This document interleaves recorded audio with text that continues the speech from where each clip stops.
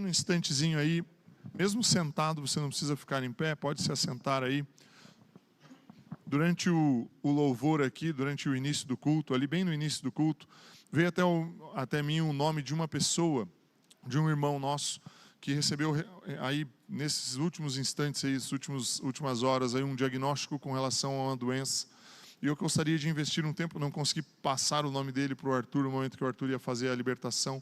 Então feche seus olhos aí onde você está, vamos orar juntos por cura, por saúde. Pai, em nome de Jesus, quero colocar diante do Senhor agora a vida do Michel.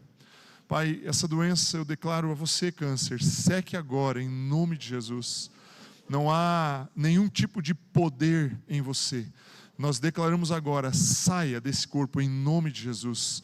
Nós declaramos saúde perfeita, plena sobre a vida dele agora. Pai, nós declaramos paz no seu espírito, na sua alma. E em nome do Senhor Jesus, nós declaramos que toda enfermidade saia agora. Não há nenhum tipo de poder das trevas que possa querer permanecer aí. Ele vai sair completamente em nome de Jesus. Nós cremos que o nosso Deus é um Deus poderoso. Assim como Paulo escreve aos Romanos em 8,15, o mesmo Espírito que ressuscitou Jesus dentre os mortos, ele vivifica o corpo do Michel agora, em nome de Jesus, dá a ele vida, em nome do Senhor Jesus. Amém. Aleluia. Amém. Eu quero compartilhar um pensamento com vocês e confesso a você, hoje, dia de ceia, é um devocional mesmo, é um texto único praticamente, e que eu gostaria de ler com vocês e colocar alguns pensamentos aqui. Se você quiser abrir a sua Bíblia, se quiser usar aí o seu celular ou a sua Bíblia mesmo, ou acompanhar aí nos telões, Isaías capítulo 53, eu quero ler o capítulo todo, são 12 versículos. O texto diz assim: quem creu em nossa mensagem e a quem foi revelado o braço do Senhor, ele cresceu diante dele como um broto tenro e como uma raiz saída de uma terra seca. Ele não tinha qualquer beleza ou majestade que nos atraísse. Nada havia em sua aparência para que o desejássemos. Foi desprezado e rejeitado pelos homens, um homem de dores e experimentado no sofrimento. Como alguém de quem os homens escondem o rosto, foi desprezado. E nós não o tínhamos em estima. Certamente ele tomou sobre si as nossas enfermidades e sobre si levou as nossas doenças. Contudo, nós o consideramos castigado por Deus atingido e afligido. Mas ele foi traspassado por causa das nossas transgressões, foi esmagado por causa das nossas iniquidades. O castigo que nos trouxe a paz estava sobre ele, e pelas suas feridas fomos curados. Todos nós, como ovelhas, nos desviamos. Cada um de nós se voltou para o seu próprio caminho, e o Senhor fez cair sobre ele a iniquidade de todos nós. Ele foi oprimido e afligido, e contudo não abriu a sua boca. Como um cordeiro foi levado para o matadouro, e como uma ovelha que diante dos seus tosqueadores fica calada, ele não abriu a sua boca. Com julgamento opressivo ele foi levado. E quem pôde falar dos seus descendentes? Pois ele foi eliminado da terra dos viventes. Por causa da transgressão do meu povo ele foi golpeado. Foi-lhe dado um túmulo com os ímpios, e com os ricos em sua morte, embora não tivesse cometido nenhuma violência, nem houvesse nenhuma mentira em sua boca. Contudo, foi da vontade do Senhor esmagá-lo e fazê-lo sofrer. E embora o Senhor tenha feito da vida dele uma oferta pela culpa, ele verá a sua prole e prolongará os seus dias. E a vontade do Senhor prosperará em sua mão. Depois do sofrimento de sua alma, ele verá a luz e ficará satisfeito. Pelo seu conhecimento, meu servo justo justificará a muitos e levará a iniquidade deles, e por isso eu lhe darei uma porção entre os grandes, e ele dividirá os despojos com os fortes, porquanto ele derramou sua vida até a morte, e foi contado entre os transgressores, pois ele levou o pecado de muitos, e pelos transgressores intercedeu. Aleluia. Sei que o texto é longo, né? Um pouquinho maior do que nós costumamos normalmente ler ao fazer uma mensagem aqui. Mas Isaías, mais ou menos, né? Nós não temos uma precisão, 600 anos antes de Cristo, ele consegue fazer uma descrição tão clara, tão perfeita, tão correta, a respeito daquele momento em que Jesus Cristo entregou a vida dele. Jesus, o texto diz que ele era desprezado, que ele era tido como estava com uma aparência ruim. Ele não era visto pelos homens como alguém bonito, não havia beleza nele. Eu acho engraçado nós olharmos, né, as representações de Jesus, às vezes um cabelo meio loiro, assim, longo até os ombros, olhos claros, uma pele bonita, branquinha. Meu irmão, aquilo não tinha nada a ver com Jesus. Isso é uma representação artística ali, da Idade Média, um pouco antes talvez. Jesus, ele entregou a vida dele de uma maneira tão extraordinária por mim e por você, que ele ficou completamente desfigurado. E o que eu quero compartilhar com você hoje são 4 aspectos bem simples, bem diretos deste texto. E eu acho curioso ver isso, como as pessoas olhavam para Jesus e o desprezavam. Eles tinham Jesus como se fosse um aflito de Deus, castigado. E eles começavam, eu fico tentando imaginar o momento, as circunstâncias nas ruas de Jerusalém, Jesus carregando aquela cruz, uma coroa de espinhos no seu rosto, o rosto todo ensanguentado, o corpo ensanguentado, de tanto que ele havia apanhado e sofrido, com uma cruz, como eu falei, nas costas, e as pessoas olhavam e desprezavam. E aí eu fico me colocando no lugar daquelas pessoas, às vezes quando nós estamos na calçada, e encontramos alguém, num estado sujo, né, morador de rua, às vezes a gente já dá uma distanciada assim, né? O cheiro não é agradável. Você se sente repulsa somente de ver uma pessoa. Imagine olhar Jesus na condição que Jesus estava, naquela circunstância. E é o que eu quero trazer para você aqui, começa com o verso de número 4 aqui de Isaías. O texto, quando ele diz assim: certamente ele tomou sobre si as nossas enfermidades. E aí eu começo a conflitar algo na minha mente, porque por que razão, o que motivou Deus a pegar o seu filho, e claro que nós sabemos que Jesus concordou com isso, e Jesus tomar uma decisão e falar: olha, eu vou sobre a terra, eu vou nascer como um homem, eu vou sentir o frio, eu vou ficar ali, né? Não sei, estou aqui elucubrando, tá? Estou num pensamento totalmente livre. Eu vou ficar ali comprimido, espremido no ventre de uma mulher, enquanto bebezinho, sendo formado. Depois que eu nascer, eu vou estar sujeito a todas as intempéries que todo ser humano está. Hoje não está, né? Mas umas semanas atrás, um calor insuportável que nós estávamos passando. Eu fico imaginando Jesus andando ali na Palestina, sandália ou descalço, provavelmente, naquela região poeirenta. Não tinha limpeza como tem hoje, não tinha asfalto, não tinha um carpezinho, um aspirador para limpar o carpê, um paninho para passar com álcool aí na sua cadeira. Não tinha nada disso.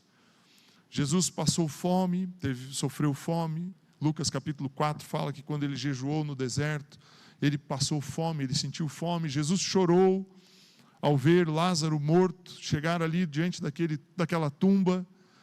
Jesus, ele abriu mão de tudo para vir aqui, para poder tocar essa terra e experimentar aquilo que nós, seres humanos, experimentávamos, vivíamos.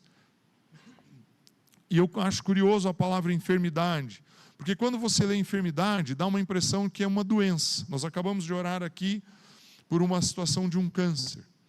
Mas a palavra enfermidade, no original, no hebraico, ela representa a aflição, a dor, a angústia, o desespero. Representa também uma doença, ela tem todos esses sentidos. É como se eu olhasse para um ser humano e dissesse: esse ser humano está em sofrimento, está sofrendo. Por quê? Pode ser por uma depressão, por uma doença emocional, pode ser por uma doença no físico, pode ser por um rompimento num relacionamento, pode ser pela perda de alguém ou de algo. O sofrimento, ele é tido como a palavra no original aqui do grego, eu até tomei nota dela. Se eu anotei onde que eu... Não, eu não escrevi ela aqui. Mas a palavra, ela tem esse sentido. O sentido de que o sofrimento do ser humano estava representado nesta palavra. Quando a gente vê a expressão enfermidade aqui, a palavra original é roli, com C-H-O. Ali, o autor Isaías, ele fala assim, olha, né, Isaías estava tendo uma visão, e ele estava vendo Jesus desfigurado, e ele estava vendo assim, a dor de toda a humanidade estava nesse homem. E aí eu me pergunto, por qual razão, Jesus deixaria o conforto do seu trono, do seu lar, da sua majestade, para estar na terra, para vir até aqui, se não for por algo muito poderoso? E o poder que move Jesus para fazer isso é o amor. Por isso eu pedi para que você cumprimentasse alguém que está aí do seu lado, dizendo: você é o alvo, você é o objeto, você é o foco do amor de Deus. Não tem como, não tem uma outra razão, não tem um outro motivo para Jesus pôr os pés nessa terra, para que Deus venha para esta terra. Ele se sujeite, ele venha se submeter a tudo que nós passamos. E ele olhar para toda a condição do ser humano, para a enfermidade do ser humano, e dizer assim: olha, eu vou pôr tudo isso sobre mim. Eu vou colocar todas essas coisas ruins e negativas sobre as minhas costas, e eu vou suportar tudo isso. Não existe nenhuma outra explicação, nenhum outro motivo que seja plausível de se dizer. Jesus só fez o que fez porque Ele ama a mim e ama a você. Ele só fez o que fez porque Ele tinha o papel de fazer um resgate e de restaurar à humanidade aquilo que ela havia perdido lá atrás no Éden. E eu acho muito curioso a expressão de Gênesis capítulo 3, verso 9. Gênesis 3, 9.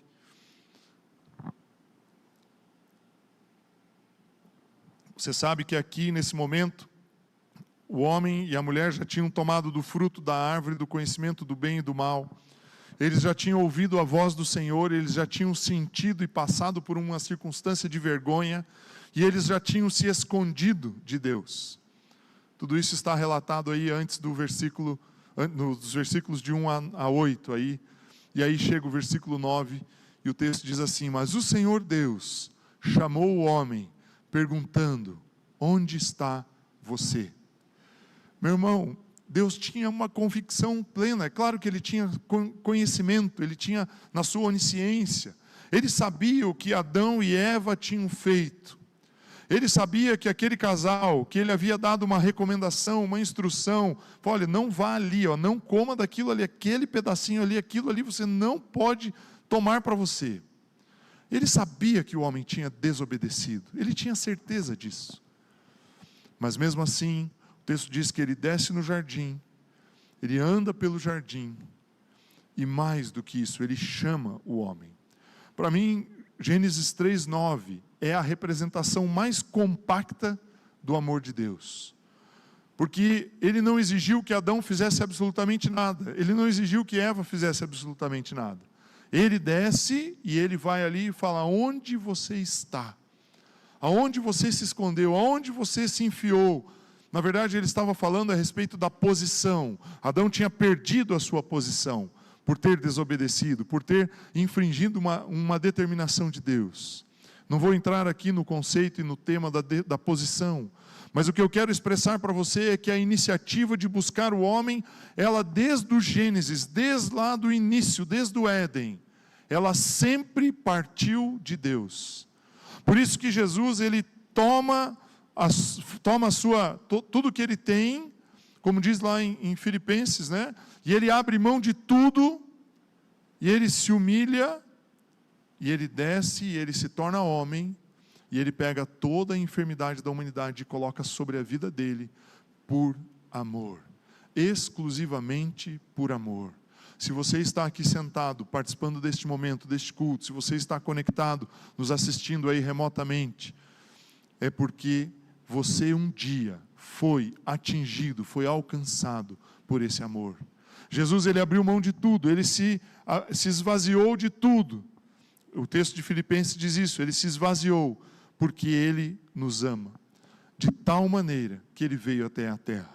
E aí o texto, o versículo que eu li aqui, que eu acabei de ler, de Isaías, né, o versículo de número 4, que fala a respeito da enfermidade.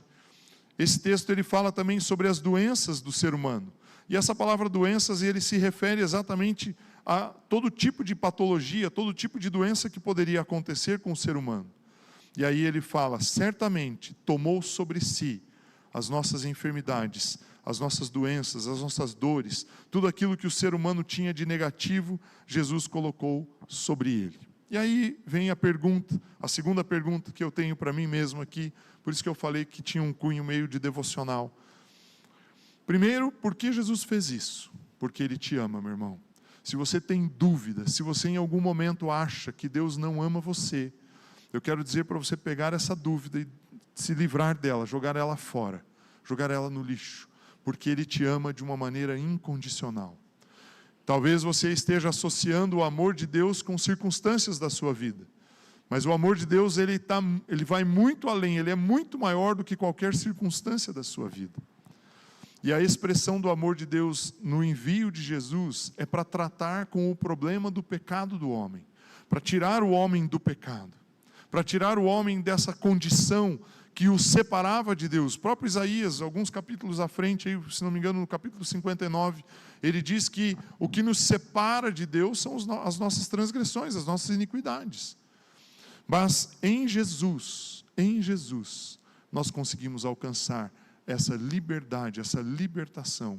E olha só a expressão do verso de número 5 de Isaías 53, quando o texto diz assim, mas ele foi traspassado por causa das nossas transgressões, e aí foi esmagado por causa das nossas iniquidades. O castigo que nos trouxe a paz estava sobre ele, e pelas suas feridas, essa palavra feridas, pelas suas feridas fomos curados. Meu irmão, a palavra ferida aí no original, no hebraico, é shabar, rabar, com CH também. E ela significa que você junta duas coisas, você conecta, une duas coisas, e você compacta essas duas coisas para elas se tornarem uma só. Eu não sei exatamente o que Isaías, o que passava na mente de Isaías, o que ele estava enxergando naquela visão, naquele momento em que ele escrevia esse texto. Eu não sei o que o profeta, que nível de intimidade ele estava ali com Deus a tal ponto de perceber e de entender o que Jesus faria por mim e por você. Mas ao escrever essa palavra, ele quis dizer o seguinte, ele veio, ele trouxe sobre as suas costas toda a dor da humanidade, e para que ele pudesse resolver isso, ele compactou a vida dele com as nossas vidas. Ele nos fez um com ele. Nele nós nos tornamos um só. Olha só o que diz João, capítulo 17. João 17, os versos de 20 a 23. Jesus está aqui fazendo uma oração. Ele está ali nas vésperas, ali nos instantes antes de ser crucificado. E ele diz assim, a minha oração não é apenas por eles. E ele estava falando aqui dos discípulos, que nesse momento talvez estivessem até dormindo. Rogo também por aqueles que crerão em mim. Você crê em Jesus? Levanta a sua mão. Você crê em Jesus? Meu irmão, essa oração que Jesus fez, que está escrita aí nessa tela, foi pela sua vida. Ele orou e disse, rogo também por aqueles que crerão em mim, por meio da mensagem deles. E aí o texto continua, para que todos sejam um, Pai, como tu estás em mim e eu em ti, que eles também estejam em nós, para que o mundo creia que tu me enviaste. Dei-lhes a glória que me deste, para que eles sejam um, assim como nós somos um. Eu neles e tu em mim, que eles sejam levados à plena unidade, para que o mundo saiba que tu me enviaste e os amaste como igualmente me amaste. Meu irmão, Jesus, na oração dele, ele falou assim: eu quero, Pai, o meu desejo é de que eles, não só eles, mas os que vão vir depois e vão crer em mim, eles sejam um comigo. A palavra lá de Isaías 53:5, feridas, rabar, significa que nós nos tornamos compactados com Jesus de tal maneira que quando Deus ele olha para mim, ele olha para você, ele não me enxerga, ele não enxerga você, ele enxerga Jesus antes de ver você. Por isso que nós podemos dizer que nós fomos perdoados. E o texto lá em Isaías 53:5 diz: pelas suas pisaduras, ou pelas suas feridas, né? Tem uma versão que fala pisaduras, ela está tão forte na minha mente, né? E pelas suas feridas fomos curados. Meu irmão, toda a enfermidade, toda a dor da humanidade, toda a preocupação, toda a tensão, toda a doença, seja ela física, emocional, todo tipo de circunstância e de situação que o ser humano pode estar sujeito, está expresso na palavra enfermidades em Isaías 53:4. Isso foi colocado sobre Jesus. E aí Jesus fala assim: para resolver todo esse problema, eu vou me unir a eles, eu vou me tornar um com eles, e eles vão ser um em mim. Eu sou um com o Pai, nós somos um agora. E como um, eles vão ser curados, eles vão ser restaurados. É aqui que está a cura. Meu irmão, a humanidade busca solução para os seus problemas na tecnologia, no avanço, na medicina, no conhecimento. Busca solução para os seus problemas até fora do planeta. Manda gente para a Lua, está querendo mandar gente para Marte, fazendo coisas aí mirabolantes. A solução para a humanidade está em unir-se com Jesus. Somente isso. A partir daí, a cura vem, a cura se manifesta. A restauração se manifesta. A restauração das pessoas começa ali. E Jesus, ele está disposto a perdoar qualquer circunstância e qualquer situação. Mesmo que você possa olhar para dentro de você e falar assim: espera um pouquinho, mas olha o que eu fiz, olha o que eu penso, olha o que passa na minha mente, olha o que eu solto da minha boca. Olha para mim, ou olha para as coisas que eu fiz ao longo da minha vida. Meu irmão, Jesus, ele te ama de tal maneira que ele está pouco importando-se com o que você fez, mas ele está se importando muito com o que ele pode fazer em você a partir do momento em que você crê nele. A partir do momento que você conheceu ele, que você se tornou um com ele, que você se uniu, que você amalgamou com ele ali. Amalgamar é uma palavra meio esquisita, acho que a Ana Carla vai entender bem ali, que é usado, era usado, né? Hoje nem é usado mais na odontologia. Aquela massinha, né, que colocava no dente. Eles precisavam preparar aquilo dali, o amálgama, e colocar lá dentro da boca. E aquilo grudava no dente de tal maneira. Deixa eu contar um negócio só para você, só para dar risada, né? Eu, por conta da minha infância, usei muito antibiótico, tive muitos problemas odontológicos, a minha infância toda. E enfraqueceu muitos dentes. Então eu tenho amálgama de quilo para vender. Se precisar, eu vendo de quilo. E aí, comendo coco uma vez, quebrou um dente. O dente quebrou, o amálgama não quebrou. O bicho não sai, ele ficou ali, o dente mesmo, que era dente, quebrou. Lascou o bicho, perdi uma face inteira. Mas o amálgama ficou ali. Por isso que eu gosto de usar essa palavra, amalgamado. Amalgamar é você estar tão grudado em Jesus, que se alguma coisa vier tirar um pedaço de você, tem que tirar um pedaço dele junto. Não tem como perder, não tem como sair. Meu irmão, não tem outro caminho, não tem outro jeito, não tem outra solução. Não tem outra maneira de resolver as circunstâncias. Ah, Ivo, mas você não sabe como está a minha conta, você não sabe como está o meu dia a dia. Meu irmão, as circunstâncias temporais, elas são passageiras. Quando você está amalgamado com Cristo, você decidiu viver a eternidade com Ele. O tempo que nós ficamos aqui, nesse corpo, presos a Ele, é curto, é pequeno, é passageiro, é temporal. Mas o que nós temos para viver com Cristo é eterno, é permanente, não tem fim. E quando estamos grudados nele, somos um só com Ele. O texto que o Leonardo leu aqui na abertura, Romanos 8, ele fala que nada pode nos separar de Deus, de Cristo Jesus, né, do amor de Deus que foi manifesto em Cristo Jesus. Nada pode nos separar do amor de Deus que foi manifesto em Cristo Jesus.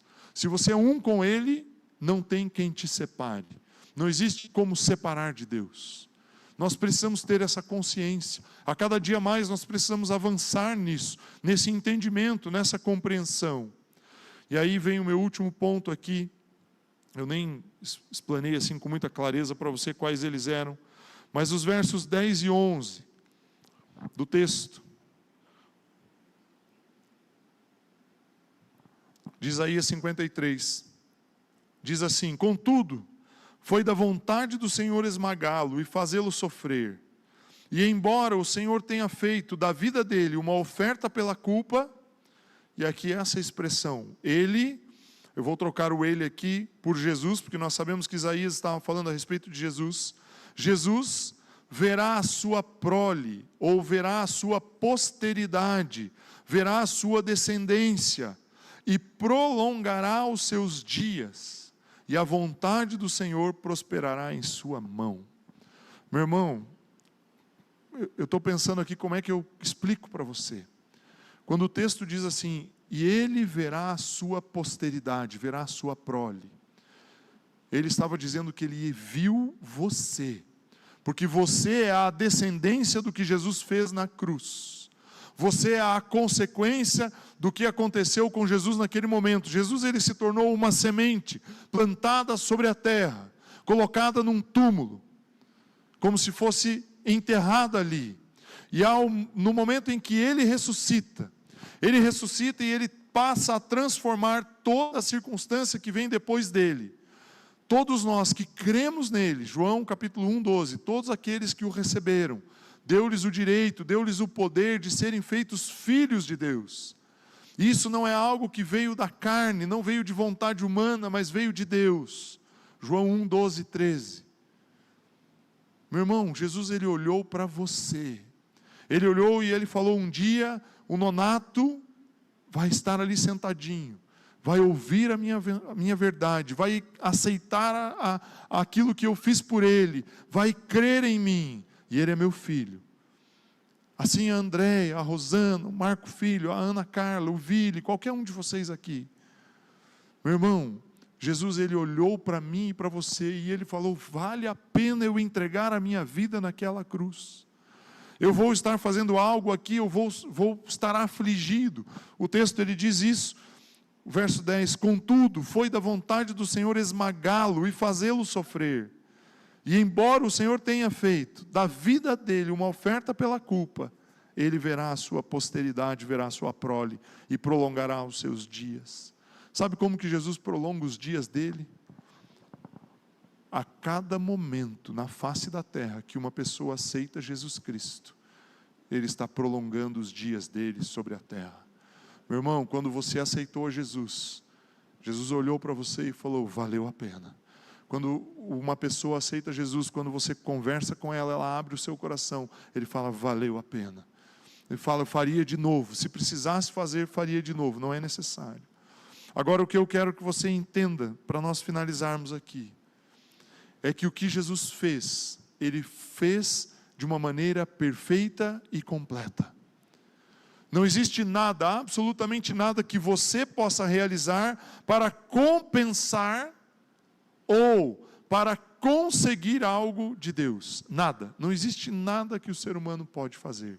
Por isso eu comecei aqui falando da importância de que Jesus abriu mão de tudo para curar as nossas enfermidades, no termo enfermidade mais amplo ali do hebraico. Por isso eu li o texto de Gênesis 3:9, que mostra que Deus se manifestou em favor do homem. Não adianta você jejuar, orar, ler a Bíblia toda num mês só, passar a noite de madrugada, a madrugada toda de joelho. Não é o que você faz que te aproxima de Deus. O que te aproxima de Deus foi o gesto de amor dele, quando ele tomou uma iniciativa e falou, eu vou resgatar o ser humano. E aí nós, enquanto alvo, objeto, foco desse amor, nós precisamos dizer: Senhor, eu entendo, eu aceito, eu concordo, eu quero, eu recebo, Senhor. E a partir desse momento nós somos, vou usar a expressão de novo, amalgamados com Ele. Nós nos juntamos a Ele. Pelas suas feridas fomos curados. Pelas suas feridas fomos unidos, um só corpo com Ele. Somos um com Ele. E aí Deus, quando Ele nos olha, Ele não olha os nossos erros. Ele olha Jesus e nós em Jesus. É isso que Ele olha, é isso que Ele enxerga. E aí Ele fala: olha, mas ele mentiu, ok, mas Jesus o perdoou. Isso não é uma autorização, ele não é uma permissão para que nós possamos fazer aquilo que bem pensamos. Não. Porque no momento em que você entende esse amor, no momento em que você compreende a profundidade, a importância, o impacto que acontece na sua vida ao aceitar Jesus, você olha para si mesmo e fala: espera um pouquinho, eu não posso mais continuar vivendo como eu vivia. É o que Paulo escreve em várias das suas cartas. Se alguém mentia, conheceu Jesus, pare de mentir. Se alguém roubava, conheceu Jesus, pare de roubar.